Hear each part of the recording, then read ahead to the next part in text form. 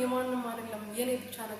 እዛ ኢትዮጵያ አዲስ አበባ እያለን ቤቲ ሰላም ተብዬ ማን እንዳሉ ራሱ ስማቸውን ራሱ ጠርቼ ማልጨረሳቸው ሴቶች ጮጋራዬን አቃጥሎ ልደፉን ስለሆነ ወደዚህ እንድትመጣ ያስደረኩት።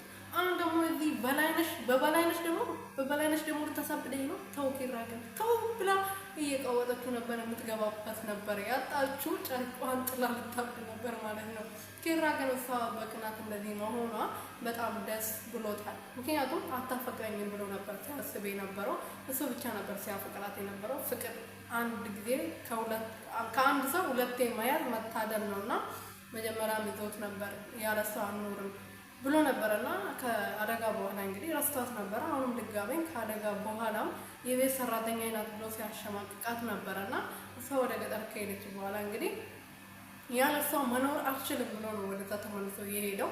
እንደዛም ሆኖ አሁንም ድጋሜ ተስፋ ነው ፍቅር ያዘው ማለት ነው። ስለዚህ ለአባቷ እኔ ጽናትን በጣም አፈቅራታለሁ፣ ማንም በሷ እንዲመጣብኝ አልፈልግም ብሎ ሲናገር ነበር በግልጽ። ለሷ ግን እንደሚያፈቅራት አልተናገረም። ማለቴ ጽናትዬ ብታፈቅረውም ባሏ ቢሆንም ግን ኪራ እንደሚያፈቅራት እስካሁን ድረስ የነገራት ነገር የለም።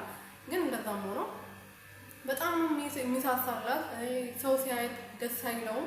እሷም ደግሞ ሰው ራሱ ሰላም ለምን ትላለ? እንግዲህ ትላንት በተለቀቀው ቪዲዮ በላይነሽ የምትባል ጎረቤታቸው አለች ገጠር ላይ ማለት ነው።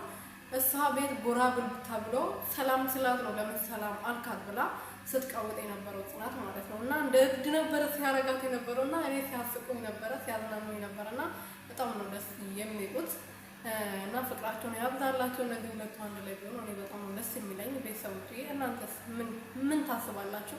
ምን እንደምታስቡ ኮመንት ላይ ቁጭ አድርጉልኝና እኔም ደግሞ ያለ እኔ ውድ ቤተሰቦች ለማንኛውም እወዳችኋለሁ። ይህን ቻናል ሰብስክራይብ፣ ሼር፣ ላይክ እያደረጋችሁ ቤተሰብ እንድትሆኑ በትህትና ጠይቃችኋለሁ። የኔ ውድ ቤተሰቦች እናንተ ካላበረታታችሁኝ ምንም መስራት ጥቅም ስለሌለው በባካችሁ አበረታቱኝ እላችኋለሁ የኔ ውድ ቤተሰቦች ማለት ነው።